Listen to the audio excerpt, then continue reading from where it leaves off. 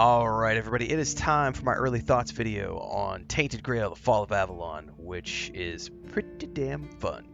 I just wrapped up my first stream session. We went for a few hours today, on top of the first impressions that we did yesterday, which was the first 90 minutes of the game. And we've progressed quite a bit into this. I am doing a thief character who is using his bow more often than anything else, and I'll probably end up specking towards like the stealth archer that I've traditionally played in most other first-person RPGs that I play. If you haven't ever watched my review process before, I traditionally do an early thoughts video after my first stream, followed by an initial review after around 20-25 hours played, and then I do a final review when I complete the game. And if it's big enough where I get more than 50 hours of gameplay, I traditionally will do a thoughts video around 50 hours. But we're just getting started with this one. The brief that I have from Awakened Realms, the company behind this game, said that this is between 50 to 75 hours.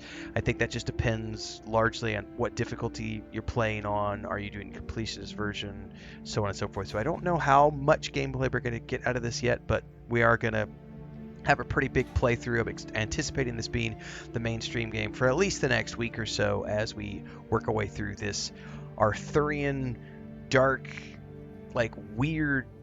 There's a lot of fun stuff going on here, but it's definitely at its core, it is a fantasy RPG primarily designed around the first-person POV, although they did add a third-person POV at some point, I think, shortly before launch. I don't ever play these in third person, so that's not really that appealing to me. But we do have a really cool first-person RPG here. So let's talk some of the things that I really love. One, it's got a pretty deep RPG system. In terms of, we can go into the character here and go into the attributes as an example. And we've got strength, endurance, dexterity, spirituality, practicality, and perception. And all of these do different things to impact all of your character stats over there. But beyond that, and this is probably where things get really interesting, and this is where I can see there being a ton of detail in terms of the skill systems and everything else, is the skill trees. So each individual stat has its own system of skill trees. So strength has unarmed, two-handed, one-handed, general. Endurance has shields, stamina, and health. Dexterity has parry, attack speed, movement, bows. Spirituality has wands and cubes, summoning, combat, general, and buffs. Perception has stealth, daggers, and critical hits. And then practicality has healing, crafting and trading, statuses, and armors. So there's a lot of different ways that you can go here. And what's really interesting is every time you ding, you get a point to put into your attributes and another point to put into your skill trees. As you can see, the way I've been playing my character, I've been putting points into bows, and then a little bit into, I've got 1 point into stealth and 1 point in daggers. A thief character, and yeah, mostly a thief who uses a bow. So if we look at my actual character, this is what I look like right now. Some leather armor. I've got a decent bow with a burn effect on it. There's magic in this game. There's healing in this game. There's all sorts of fun stuff in this game. And yeah, above and beyond that, there's also a pretty complex crafting system.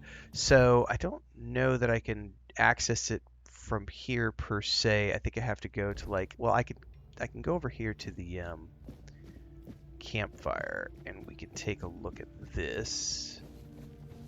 And I can at least show you the cooking. By the way, this reminds me a lot of other games where you do all your leveling up at a waypoint.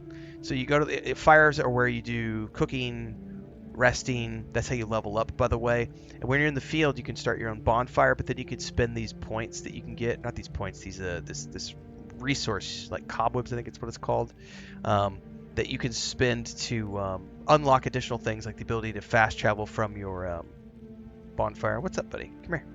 No, you gotta come here. Oh, that's your big boy. Yes, hi. I gotta finish my review before I can let you out. All right, you go where you're gonna go. But looking at the cooking system as an example, what you do is you find recipes. and then you can use these recipes to combine ingredients to make things. There's an alchemy system here, which is where I'm slowly starting to get deeper into, because not only can you make your own healing potions and mana potions, but you can also make poisons. And I just today during the stream got some poison recipes and some bomb recipes, which I haven't had a chance to do yet. And I don't know if, I'm sure there's an alchemical table around here somewhere in this base, but I haven't found it yet because I'm not that intimately knowledgeable about this place. Yeah. So there's a pretty in-depth crafting system that you could dive into. Well, you have your quest journal and everything else. Go through here. There's also fishing, which I found a fishing pole, but I haven't done anything with it. I also found a merchant who sells a spyglass, which unlocked, I think it was said surveying skill. And then there was another one that was, there was like, and they called them tools, and each tool had an associated like thing that it did, like a skill. And I don't know exactly what those mean because I'm still early in the game, so I don't understand all of those things yet. Point being, this is a really big and deep RPG. Like I said, 50 to 75 hours of gameplay is what we're anticipated to get based on the developers. And generally speaking, it's pretty fun. It's got a, thank goodness, because I suck at this, it's got a target lock system, which is great for people who suck at like trying to shoot their bow or use daggers and weapons and stuff. That helps people like me. And if you look at like the builds and the way that you could build your character out, there's a ton of fun stuff that people are going to get into with the theory crafting here, with like the strength stuff, right? You could choose to be an unarmed monk, but you could go two-handed, or you could go one-handed and then go over here into endurance and put points into shields for your sword and board stuff, you know. Or you could be like a paladin and do sword and shields, and then go into spirituality, or actually it might be practicality and go into healing. But then there's like spirituality stuff for the magic and summoning and buffs and all this other stuff. So there's just lots of ways that you can build this out, and you're free to spend points wherever you want. So you could do that. And I think, if I'm not mistaken, let me go over here to bow. Like, I don't know if there's a respec ability or not, so I can't speak to that. But I do know that when you go level up here, let me go back to the campfire really quick, because I don't know if you can mess around with like respecing or not. I'm just gonna, for my own curiosity here, there is a reset button down there, but I think it might only be when you're actually taking the ability. You can choose to reset it. Be that as it may, there's a ton of flexibility here, lots of ways to spend your points however you want. And so far, the storyline has been, you know, I would say it's a traditional fantasy storyline, but it has an Arthurian lore behind it. So we're dealing with the legends of King Arthur and Merlin and everything else, but with a weird, like, dark fantasy twist. And there's even like some of the artworks remind me of like H.R. Geiger, like from the original Alien films, and like if you've seen Prometheus and etc. So there's definitely a lot of mishmashes going on here with the lore and the type of stuff that's being presented. It's fully voiced, which I really appreciate. I've caught a couple of people that I've recognized, like Co Carnage was here pretty early on, but also the guy who did Robin Hood and Robin Hood Sherwood Builders showed up. He's the smith here in town, so it's pretty cool to, you know, I've been catching some of these. Quick commercial break, everyone, to celebrate and give thanks to all of these amazing people who keep me on the air full time. Really appreciate the support. All you got to do is join as a member. You get access to private videos. You can also do super thanks on any upload, or super chats and stickers on any live stream or premiere you see. And beyond that, don't forget we're multi-streaming over on Twitch now, so you can support over there as well. Thanks so much to everybody. Let's get back to the video at hand. Voice actors who I've heard in other games before and other places, so that's really cool to see. And generally speaking, it's been a very fun experience. I will say though, this is the one thing I will say that does need work. As much fun as I'm having, I am playing on the Xbox Series X. I cannot speak to the PS5 or the PC version. I do have a code for each one, thanks to Awaken Realms for that. But I'm playing on the Xbox Series X, and I eventually, just through the course of playing the stream today, the performance needs work for sure. I eventually dropped it all the way down. We are currently in. I'm gonna go in here to options and show you. I dropped it all the way down to 1920 by 1080 resolution because the default was at 2K because you could do 2K or 4K. So I was originally, the default was playing it in 2K, and even with the performance mode turned on down here at the bottom, because you can go performance or quality, even with performance mode on, the frames were not good, and playing it in 4K, forget about it in quality or performance because the chunking is real. Dropping it into 1920 by 1080 with performance mode on, as you can see right now, it's not horrible. It definitely needs work, and it's mostly bad in this town. Outside in the world, as you're running around, when you go outside here into the open world, um, I haven't had any issues really out here, but the moment I came into this area, to the main castle here, this first castle you get into, you start seeing frame drops.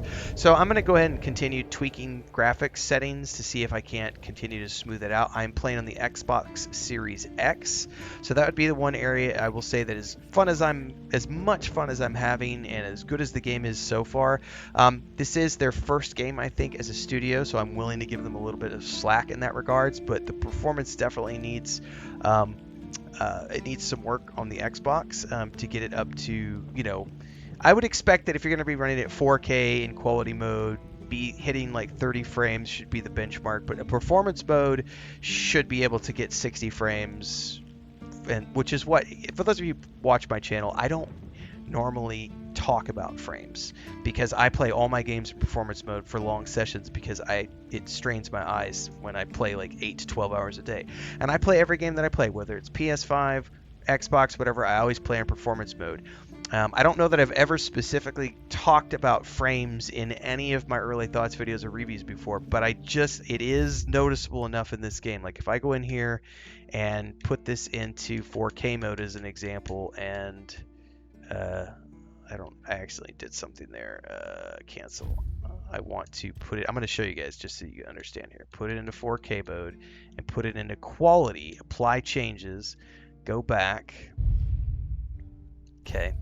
Um, I'm not sure how well that's going to come through on the screen, but that is like, we're noticing some serious, you see the chunking going on when we're trying to turn? Like there is some massive frame drop happening when you're in 4K on quality mode. So the performance on the Xbox Series X, again, I can't speak to the PS5 or the PC, but in terms of the Xbox Series X, for me, the only way I've been able to get reasonably smooth frame rates is to drop it into 1920 by 1080 and put it into performance mode, and then I've been able to see relatively, like I said, it's smooth enough that I'm not freaking out about it too much. But it's definitely an area where I wanted to point that out for people who are worried about performance. I do think it's worth mentioning, but I don't want you to scare you away because it's a phenomenal game and you can play it in performance mode and be fine. But if you're an absolute graphics snob, I know that there are people out there who will crucify games when they can't hit certain benchmarks. But again, first game from this studio. I think it's an amazing experience so far. I have no doubt that they will continue to patch the game and continue to work on performance because they've already been doing so throughout early access. I look forward to having a great time in this game as we continue to play it, and I hope to see you all in the rest of the streams and the game sessions. So make sure to follow along. Daily streams kick off at around 5 a.m. Central on YouTube and Twitch every single day. There's a playlist down below with guides and the playthroughs and beyond, and this will also be airing as a 30-minute episode series on YouTube outside of the live stream. So whether you watch the live streams, which are 4 to 6 hours long, or if you watch the 30-minute episodes in that playlist, either way, enjoy, and I'll see everybody in the next one.